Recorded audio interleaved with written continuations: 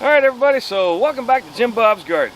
So today is kind of a gloomy, cool spring day, which is actually nice. I know everybody's like, oh man, I want sunshine. But I like it when it's nice and cool because it's a great time to plant.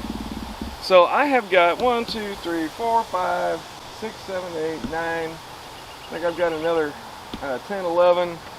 I've got like a dozen and a half tomato plants I still got to find places for. I'm running out of places. But I had garlic growing in here, and most of that garlic has died back. Didn't really do well, but that's all right. So I'm going to plant some tomatoes up in this spot. Now, I will tell you, this is an example. Which one is this? This is a purple tomato. Now my purple tomatoes historically have been very good. They've grown up very fast. They're some of the best volunteers. But in these peat pots, they just don't seem to want to work. Man, I really don't like the peat pots. My neighbor tried doing starts in peat pot little cells. They didn't work for nothing either. So I'm going to tell you, for me, I will not use them again. You can do what you want, but I will not use them again. Okay, so with that being said, one of the things I'm going to do first off, because I use compost, I'll have some weeds. So I don't really want to plant the weeds. So I'm going to pull all the weeds out of the pot before I plant it. Now I have gone through and forked this garden good. Man, I forked it. Let me tell you what. What I did is I took my hooker. There we go. Took my hooker, went through, used that to cultivate or whatever. I like calling it a hooker. Went through, pulled up a lot of the weeds out of this one spot. I got a good bucket full of weeds. You can see it's about half a bucket full. And then I went through with my potato fork, and let me set this down real quick and I'll kind of show you. And all I did was loosen the soil. So basically, I don't turn it necessarily. Just take it, dig down, and lift, like so. And that just loosens the soil up, and which will help to allow the roots to go down deep. All right. So that's what I did with that. Oh. And then we're going to go ahead and plant them. Now, how deep do you want to plant them? Well, it kind of depends on you. But like on this one here, I've got a little bit of stuff growing off the side. So I'm probably just going to plant it to that first fork right there. Actually, you know what? Let me cut that off. Should I? No, I'm going to leave it. But either way, you want to cover the peat pot completely. All right, you want to make sure that peat pot is completely covered so that it can begin to rot down. Also, what I'm going to do when I go to plant these is I'm going to break that bottom open so that the roots can escape through. All right, and you'll see, you can see the roots just barely starting to stick out down there. That's about how you want them before you start planting. All right, let me grab my little shovel.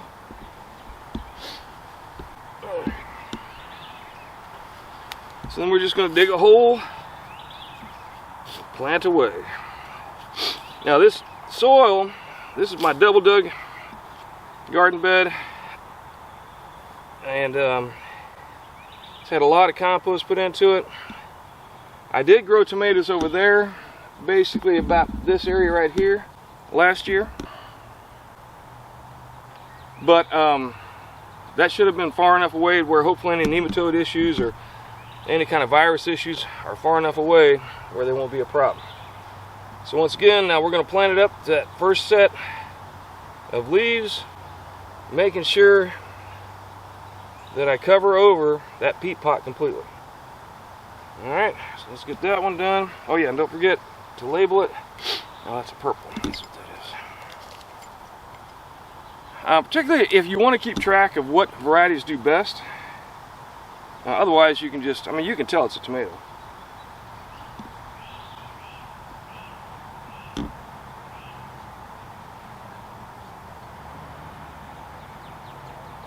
There we go. Now, one of the little tricks I use when I label these, because it doesn't last long, but it will last longer if the writing is away from the sun, the general direction of the sun. Alright, so let me get these all planted.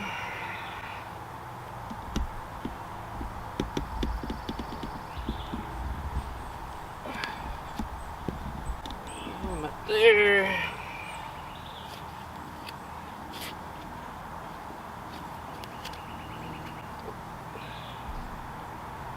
More dollarweed.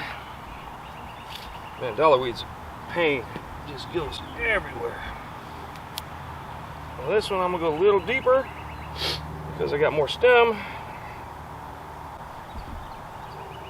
Once again, cover that peat pot up completely. Oh man, what was that? That was the homestead. That's what it was. Make sure you look at what's written on your peat pot before you plant it.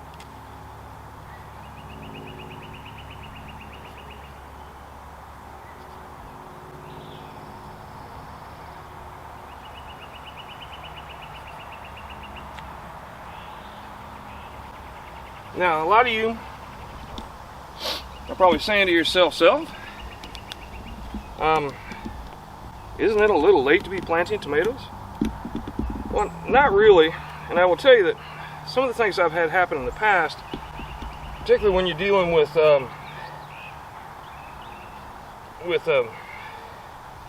determinate varieties that want to put all their tomatoes out at once, I try and plant them a little bit separate. This is Roma. As far as timing, and what that does is that'll give me, with the determinate varieties, the difference between indeterminate and determinate is that indeterminate tomatoes will continue to produce pretty much until the plant dies. Determinate varieties tend to put out all of their tomatoes all in a very short time span. So if you want the tomatoes to ripen over a period of time so that you have, tomatoes that last a while, as far as, your harvesting season, it's actually good to plant some a little later than others. All right, and another thing too is if you want a particular variety of tomato and you want to make sure you save the seeds, then what you're going to want to do is you're going to want to plant a single variety in one area. So that way you don't get any cross-pollination. Now, to be fair, cross-pollination doesn't always happen. Tomatoes don't necessarily need to be pollinated. From what I understand, now I'm not the authority on this, but from what I understand, sorry, I can't think and work at the same time apparently.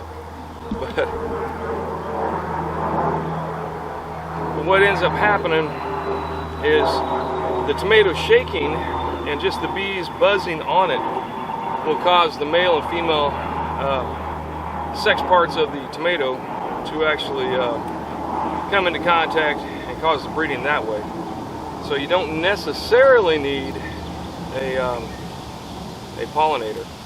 And more often than not, apparently from what I understand, you won't have issues all the time, at least, with cross-pollination. So, just a little food for thought there. Now this one I'm going to plant real deep. Down, which is one reason why I got the scoop. Just makes it easier to get deeper down in the hole.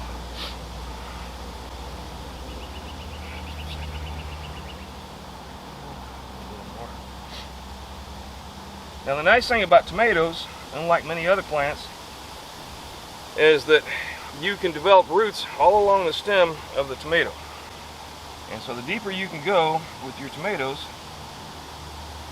the more roots you will have, and at least theoretically, the better the chances are that it'll grow nicely and be able to pull nutrients from a larger amount of soil that way.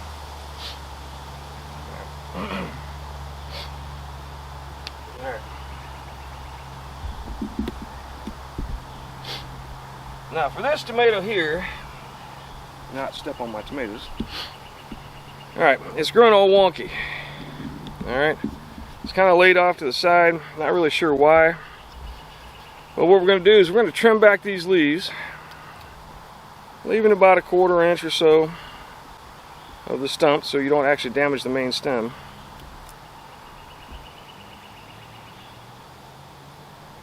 Now, I've also heard you don't necessarily need to do a trim, but it always seems like the right thing to do for me for some reason. So, and you can see I've got decent roots on this tomato, so hopefully it'll be okay.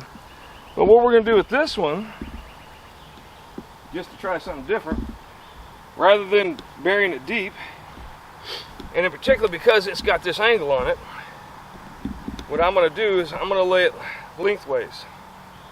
Alright, so I'm going to dig a trench.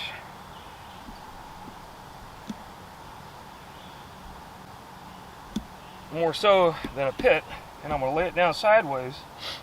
And then what should happen, oh, dirt's coming off. And what should happen is it'll develop roots all along that trench and give it a wider area horizontally to actually grow roots. I've never tried it before. A lot of people really say it's a great idea.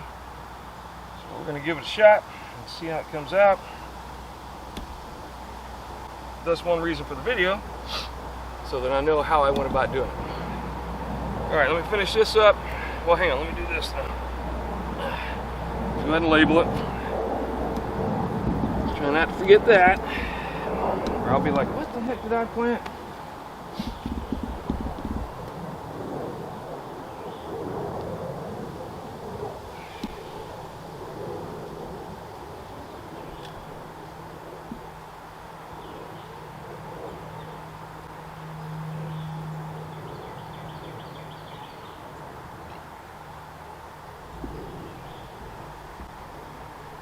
Alright. Now I've got several different ways so far that I have found to support my tomato plants, but I've kind of run out of stuff to do it with, so we're going to go get some cages. The old school way. We have been doing it for years. Oh. Oh. By the way, that's the reason I bought that 2-foot fence, so I can step over it. So we're just going to take these, put them down around the tomato so that they're solid. Now, I will tell you that a lot of people don't care for tomato cages. And I'll be honest with you, they don't do the best job. Part of the reason is because they're not necessarily real solid. But part of the reason is they don't go real tall. But I will tell you, if you're having problems and you think you're going to have a frost, having tomato cages is great, because then you can just lay a cloth over the top of the cage and make a tent for your tomatoes. So there are advantages and disadvantages. To be fair and honest, I have used tomato cages for years, and it's only recently that I decided to try something different.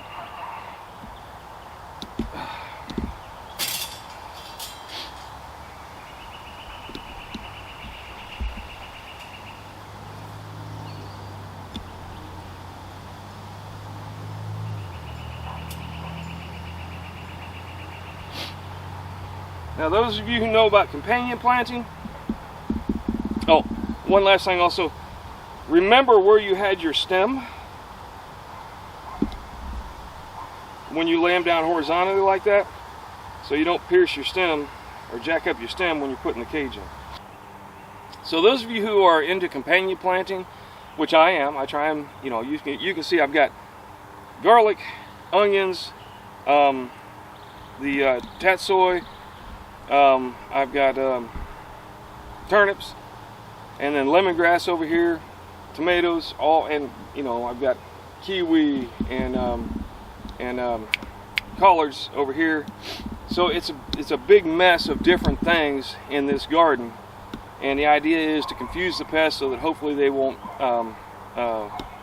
hone in on the particular plant that they like to hone in on. So, with that in mind, tomatoes and onions go well together. From what my chart says, tomatoes and garlic are indifferent, doesn't really matter. So we should be fine here. But now one of the things I've done, because I was in here messing around pulling weeds and such, is my garlic is kind of leaning. So I'm going to go through, stand them all up. And I got to tell you, this garlic has not been great. But we'll try and stand it back up, give it the best chance we can for survival.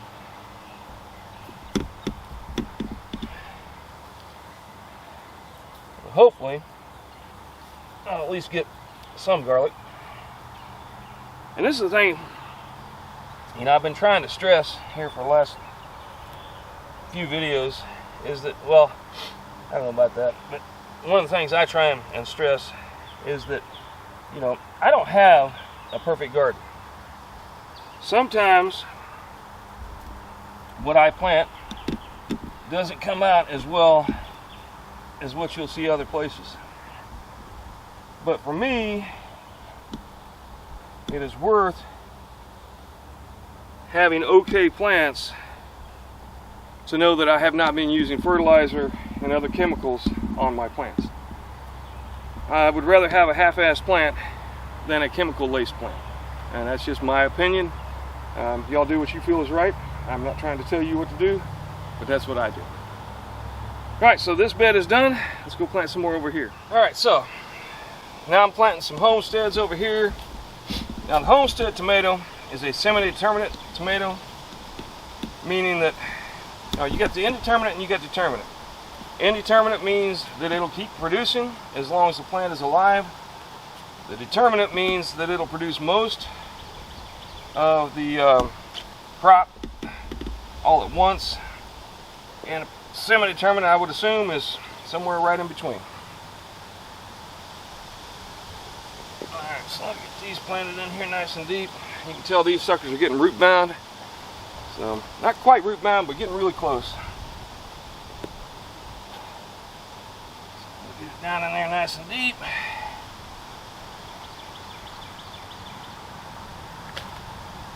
Now, people might question the wisdom of planting a tomato right next to a squash, but my theory is, and you know how them theories go, not conspiracy theory now, let's not start that, but my theory is that hopefully these will grow up and be above the squash before the squash really takes off. So we're not far, if you look at my squash, from it actually starting to really go for it.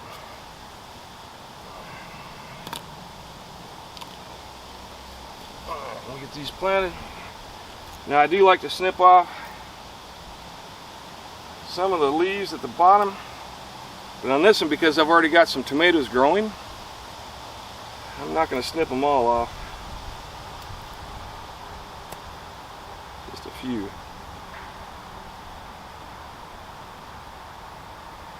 Yeah, let's just let it go like that. Now, do you have to snip them off? No. I know a lot of people go ahead and plant them with the leaves still on them, and apparently that does just fine. So it's kind of up to you what you want to do there. I don't know that it necessarily is a requirement, or even that it does a better job. It's just something I've always done, and you know, if it ain't broke, don't fix it. So it seems to be working, so I'm just going to keep doing what I've been doing, for the most part at least. Like I will tell you, a lot of people will tell you not to let a plant this small start growing tomatoes, but I will tell you that I really like having tomatoes, so any tomato I grow is a good tomato. With that,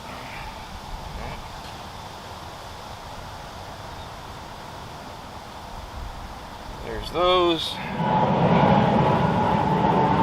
Now I will tell you, if you have any damaged leaves or bad looking leaves when you're planting your tomatoes, those you need to get rid of. All right, because you don't want to plant any kind of virus or any kind of a bacteria that's causing you issues on your tomatoes with your tomatoes.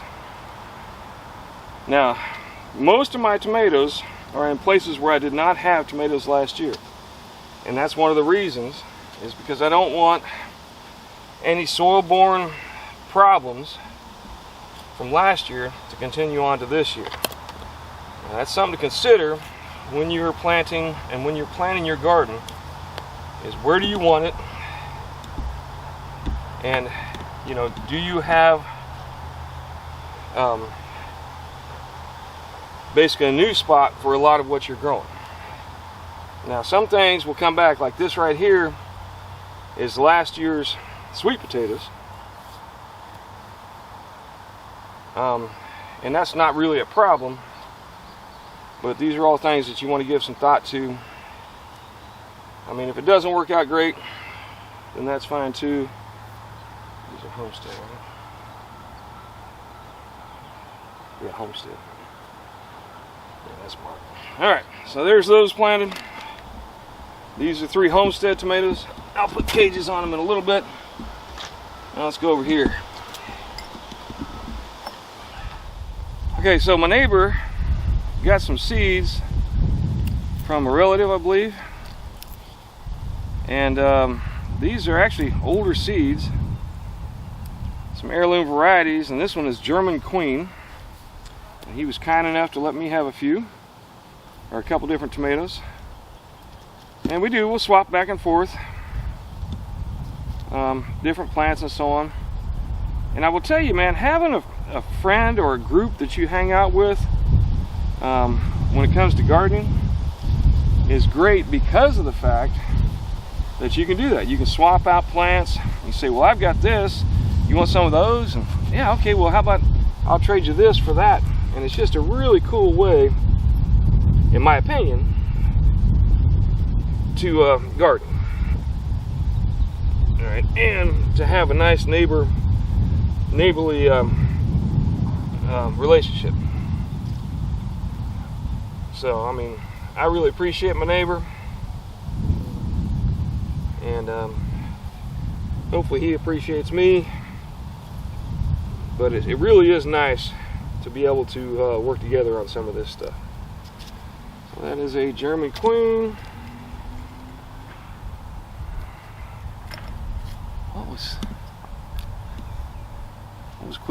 was Queen's lead singer? He wasn't German, was he? No, he was British. So imagine Queen only from Germany. Be like a cross between Queen and the Scorpions, right?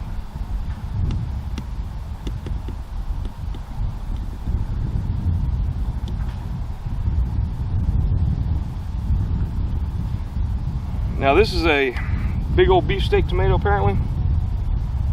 So that's one of the reasons why I'm planting it out here, so I can get some support down to it, because it's going to be a heavy tomato, apparently.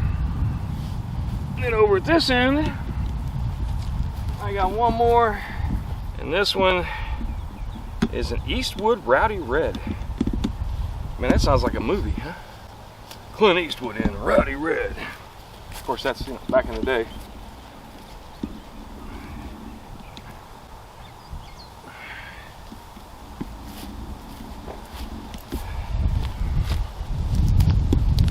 Alright, so once again, I'm going to trim the lower leaves off, pull the weeds out.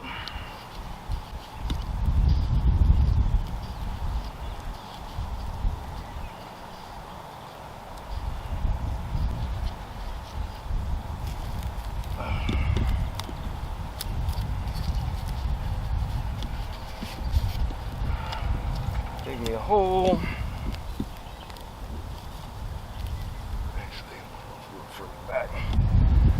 I had somebody asking me about this rotten wood. Well, actually, they had rotten wood, not my rotten wood, but they were asking about rotten wood and whether or not it's going to be a problem and how can you use it. Man, that's a lot of what forest soil is made up of. is, you know, plants and trees that have died. Excuse me. Plants and trees that have died and rotted down. And rotten wood seems to me like it would be a really excellent fertilizer. And I'll be honest with you, underneath this bed here, there's a ton of rotten wood, and it seems to be doing just fine. If you look at my tomatoes, they're going crazy. These spook ratty red.